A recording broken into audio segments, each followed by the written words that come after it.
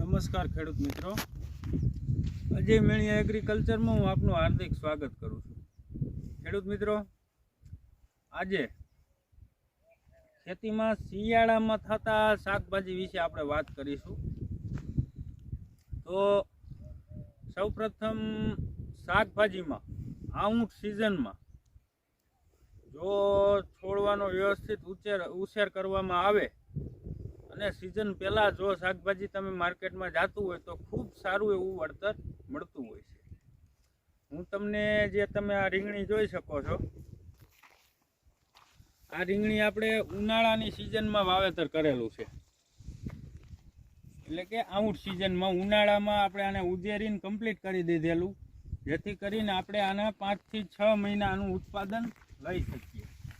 એટલે આ છે રીંગણનો પાક, 5 થી 6 મહિના આનું ઉત્પાદન લઈ શકીએ. અને શિયાળાની સિઝનમાં તમને ખાસ વાત કરું તો શિયાળાની સિઝનમાં શું થાય છે કે ભાઈ છોડવો જે છે ને તે ટ્રેસમાં વયો જાય છે અને વ્યવસ્થિત ઉત્પાદન આપણને મળતું નથી, અથવા છોડવાનો જે કાંઈ વેજીટેટિવ ગ્રોથ થવો જોઈએ તે થતો નથી. હવે એ કરવા માટે તમે આ જોઈ શકો છો, આ છે, ઘણાને ક્રોપ કવર કહે છે, ઘણા ગ્રો કવર કહે છે, અલગ અલગ વિસ્તારમાં અલગ અલગ નામથી ઓળખાય છે. હવે આ મિની ગ્રીન હાઉસ સિસ્ટમ છે. આમાં શું હોય છે તો કે ભાઈ નીચે મલ્ચિંગ હોય છે, મલ્ચિંગની અંદર ડ્રીપ હોય છે, અને પછી આપણે જે કાંઈ અંતર જોતું હોય છે છોડથી છોડ વચ્ચેનું એ રાખીને વાવેતર કરેલું હોય છે. પછી આ હું તમને જે આ કઈ રીતના કરું, આ બધી વસ્તુ તમને ક્યાં મળે? ઘણા ખેડૂત મિત્રોના મને ફોન આવ્યા કે અજયભાઈ અમારે ક્રોપ કવર કરવું છે, ગ્રો કવર કરવું છે, પણ આ બધી વસ્તુ અમને ક્યાંથી મળે અને શું શું અમારે લેવું પડે? તો તમે જોઈ શકો છો, આને કહેવાય સ્ટીક. એટલે કે આ હોટી જેવું જે તમને દેખાય છે, આ એકદમ બ્રેકેબલ હોય છે, વળી જતું હોય છે. જો આ રીતના આપણે આમાં ખોડેલું છે, બે બાજુના જે ભાગ છે તેને મલ્ચિંગની બાજુવાળી સાઈડમાં ખોડી દેવાનું છે. પછી વ્યવસ્થિત બે દોરી મારેલી છે, જેથી કરીને જે આ કાપડ છે તે નીચું ન અડે. હવે કાપડની તમને વિશેષતા બતાવું તો કાપડમાં હવાની અવર જવર થઈ શકે, છોડને શ્વાસ મળી શકે, પ્રકાશની અવર જવર થઈ શકે, પણ કોઈ જીવાત તમને આની અંદર જઈ ન શકે. એટલે કે આ ક્રોપ કવર પાકને કેટલામાં ફાયદો કરે છે એ તમને જણાવું. પહેલું તો જીવાત સામે રક્ષણ આપે છે, બીજું ઠંડી સામે રક્ષણ આપે છે, તડકા સામે રક્ષણ આપે છે. અને આઉટ સિઝનમાં જે કાંઈ તમારે પાક ઉગાડવો છે, એનો ગ્રોથ કરાવવો છે, કુદરતી એનો ગ્રોથ જે છે તે કરાવવો છે, તેના માટે ક્રોપ કવર અતિ જરૂરી છે.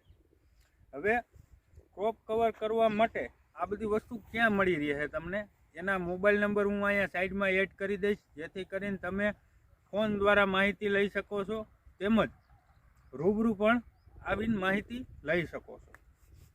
હવે આમાં કયા કયા પાકો આપણે વાવી શકીએ? તો ભાઈ શિયાળાની શરૂઆત, શિયાળામાં કેવું હોય છે કે ભાઈ વેલાવાળી વસ્તુ અથવા મોટા ભાગના શાકભાજી શિયાળામાં ગ્રોથ કરતા નથી. વાતાવરણ શાકભાજીને ગરમ અને તાપમાનવાળું વાતાવરણ અનુકૂળ છે એના વેજીટેટિવ ગ્રોથ માટે. હવે આ વસ્તુ કરવાથી તમારે છોડવાનો એકદમ સરસ વિકાસ થાય છે.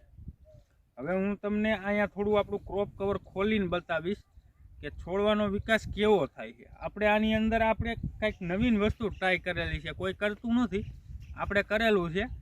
આપણે આમાં કેપ્સિકમ મરચીનું વાવેતર કરેલું છે. મરચીની કઈ વેરાયટી છે એ પણ હું અહીંયા સાઈડમાં એડ કરી દઈશ. લક્ષ્મી ઇનપુટ કંપનીની 1730 નામની વેરાયટી છે, જે આપણે આમાં ઓલરેડી વાવેલી છે. હવે હું તમને ક્રોપ કવર ખોલીને બતાવીશ. તમે જોવો આમાં છોડવાનો ગ્રોથ કેવો છે, જોઈ શકો છો.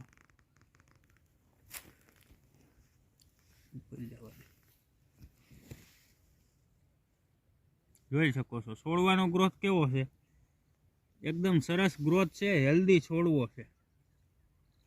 શિયાળાની શરૂઆતમાં મેન પ્રોબ્લેમ આ જ આવતો હોય છે કે ભાઈ છોડવો કુકડાઈ જાય છે અને એનો ગ્રોથ બરોબર થતો નથી અથવા રૂંધાઈ જાય છે તેનો વિકાસ, જેથી કરીને આપણે મોટાભાગના શાકભાજી નથી થઈ શકતા. હવે ક્રોપ કવરમાં તમામ વેલાવાળા શાકભાજી તેમજ મરચીની આપણે આ વર્ષે નવી ટ્રાય કરી છે. કોઈ જેન્યુઅલી કરતા નથી ટ્રાય, પણ આપણે એક ટ્રાય કરેલી છે. હવે આના આપણને કેવાક રિઝલ્ટ ભવિષ્યના આગળના ટાઈમમાં મળે છે તે તમને હું વિડીયોના માધ્યમથી જણાવતો રહીશ. અને ખાસ આવા આઉટ સિઝનના શાકભાજી કઈ રીતના કરવા, કેવું ટાઈમિંગ છે, કેવા ટાઈમે શાકભાજીનું વાવેતર કરવું, જેથી કરીને યોગ્ય હોય એટલા, એટલે કે ખેડૂતના ભાગ્યમાં હોય એટલા ભાવ એને મળી રહે. કારણ કે ભાવ કોઈના હાથમાં નથી, પણ ક્વોલિટી અને ઉત્પાદન આ બે વસ્તુ આપણા હાથમાં છે. ક્વોલિટી, વજન અને ઉત્પાદનનો જથ્થો આ બધું આપણા હાથમાં છે. તો આ રીતના આપણે આ ક્રોપ કવર કરેલું છે. હવે આમાં મરચીનો ગ્રોથ તમે જોયો. હું તમને સતત આ વિડીયોના માધ્યમથી, મારી આ ચેનલના માધ્યમથી સતત આનો ગ્રોથ, કેવું રિઝલ્ટ છે, શું છે, ખેડૂતોએ ભવિષ્યમાં કોઈને પણ ક્રોપ કવર કરવાનું થાય મન તો આ કરવું કે ન કરવું, મરચીના પાકમાં તમે સક્સેસ જાઓ કે ન જાઓ, જે કાંઈ છે તે તમને સંપૂર્ણ માહિતી આ વિડીયોના માધ્યમથી મળતી રહેશે. હવે ખાસ કરીને ખેડૂત મિત્રો, મારી આ ચેનલને સબસ્ક્રાઈબ કરો, લાઈક કરો, શેર કરો. તેમજ તમને જે મૂંઝવતા પ્રશ્નો છે શાકભાજીની ખેતીમાં, પછી દવાના હોય, બિયારણના હોય, કોઈ રોગના હોય કે જીવાતના હોય, આપણે તમને પ્રોપર જરૂરી એવું માર્ગદર્શન આપશું. જો આપણને મને ખ્યાલ નહીં હોય તો કોઈ એક્સપર્ટ પાસેથી જાણીને પણ હું તમારી મદદ કરીશ. હવે આપણી આ ચેનલને લાઈક કરો, શેર કરો અને સબસ્ક્રાઈબ કરો. ત્યાં સુધી મને રજા આપશો. ફરીવાર આવા જ વિડીયોમાં મળતા રહીશું. જય જવાન, જય કિસાન.